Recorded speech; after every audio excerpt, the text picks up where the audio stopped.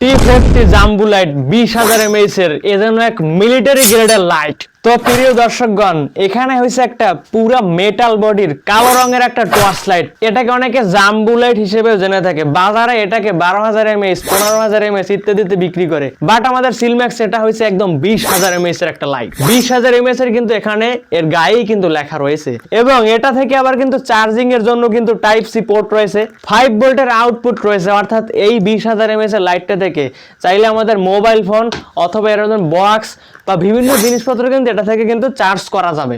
এবং এটা থেকে একটানা 3 থেকে 4 ঘন্টা জ্বলবে ইনশাআল্লাহ হাই পাওয়ারে।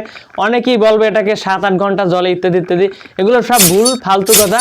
এটা যে পরিমাণে পাওয়ার আপনারা এখন দেখতেই পাচ্ছেন, চারিদিকে যে পরিমাণ পুরো অন্ধকার, সব অন্ধকার একদম এক নিমিষে দূর করে দিল।